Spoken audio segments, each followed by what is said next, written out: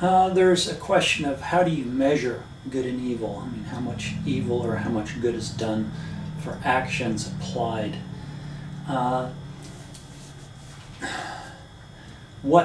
You first have to understand what makes a person, and for each individual, the secret to life is always about one thing, and that one thing is different for each person. And yeah, I did steal that from a movie. I had to go look up what movie it was. It was City Slickers. And it brings down to the point that for a healthy person, they have one thing as the most important thing about their lives.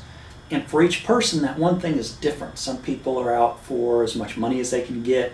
Some people are seeking their one and only and best relationship they can get into, or children, or family. Travel. For my mom, it was definitely travel. Her life revolved around it. And what you will find is that people that don't have that one thing, people that were bullied or overpowered in what they're supposed to consider important in life, they don't have that one thing, and a lot of them are suicidal. And for people that have two things in their lives that life revolves around, usually in a young age, those two things seem to be the same thing. And as they get closer to that same thing, usually around early 20s, all of a sudden that one thing starts separating and their life revolves around one thing, but the problem is they end up staying in one place because they can't decide which way to go. And we generally refer to that as split-mindedness. So this is how we make ourselves or standardize who we are. And happiness, you can make a measure of that, of happiness, or you can say that happiness, the measurement of happiness and the measurement of anger are pretty much the same measurement. It's a distance. It's the distance between, one, how you want things to be, and two, how things actually are. And this distance might be arbitrary, but you can measure anger and happiness within that distance. So this is a determination of who we are as people. Now, when we apply evil to somebody, we are taking that away from them. We are setting them off track or making it harder to complete their goals. So, in essence, if you want to measure evil, then you are arbitrarily, and these are arbitrary numbers, they're not exact numbers, you can't quantify them or qualify them or anything else in any terms of mathematics. You can just say, yes, I put somebody farther away from their goals, or I put them closer to it. So in the evil that I do, and the evil I catch myself doing, is I will apply my own ideals of what a person should be or what they need to acquire, and I light fires under the butts and say, yeah, you got to be educated, you got to have great jobs. One of my favorite sayings is that life is about what you do after work. Don't worry about what you do at work, because it doesn't matter what job you have.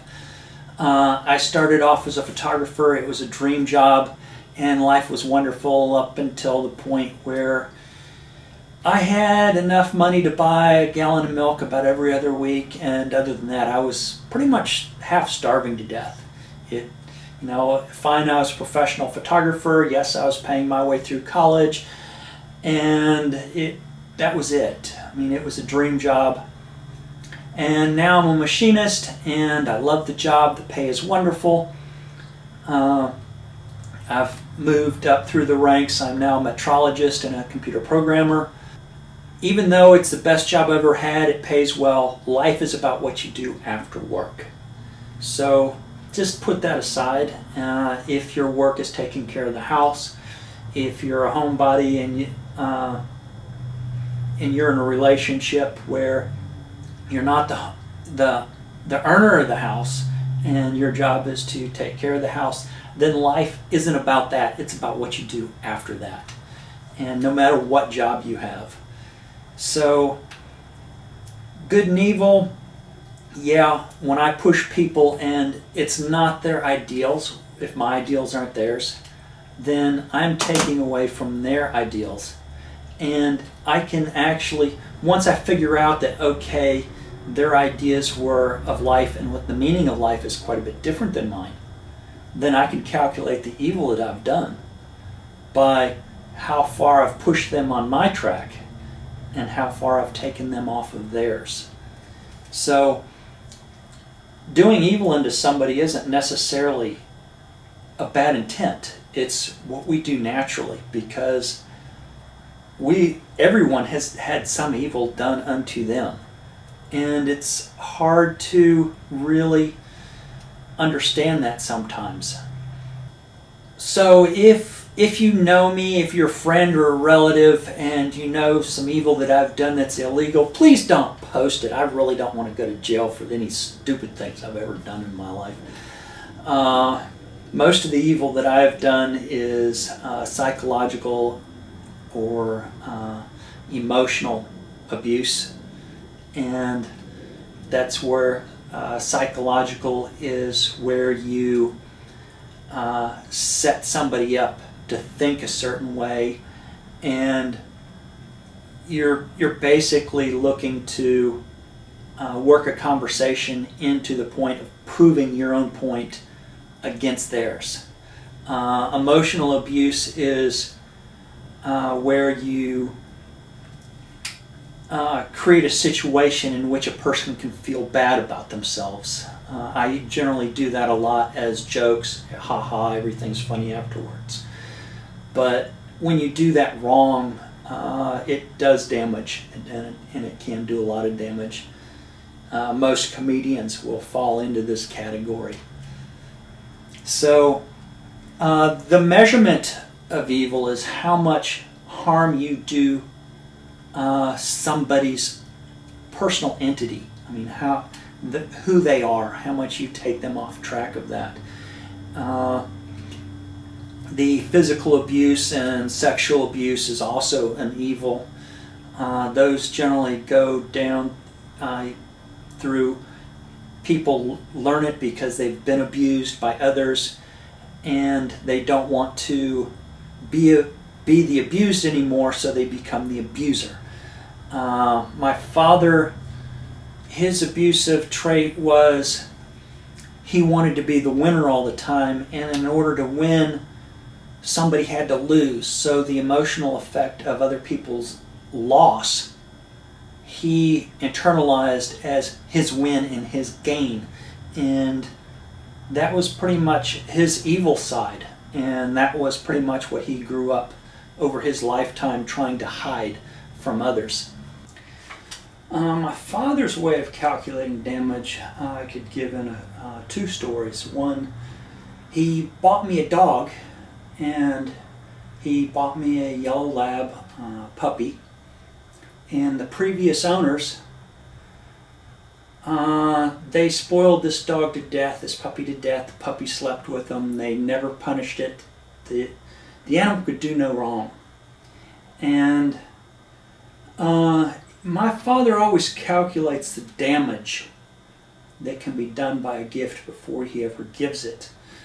And by the time this dog was through with me, it had gone up under my house and chewed up every piece of wiring up under the house.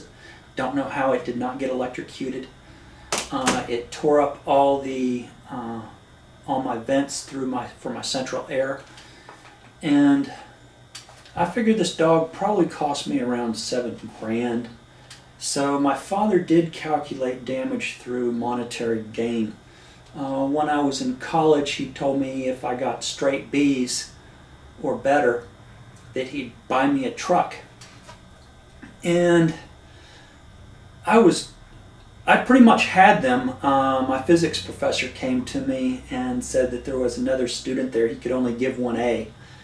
And another student there was needing that A to get a scholarship. And this was the difference between me getting a brand new pickup truck or just passing on it. And I started calculating all the effects to it, and I was wanting to go on with my college career, go on to another college after graduating from there. And it was my last course, and that was the sticking point of whether I got all B's or not. I mean, I had the truck, and I told him to give it to somebody else, because after really thinking about it, I knew that even though he was going to give me the truck without any debts on it, are all completely paid for, that the insurance alone for a brand new truck like that would have kept me from going to college.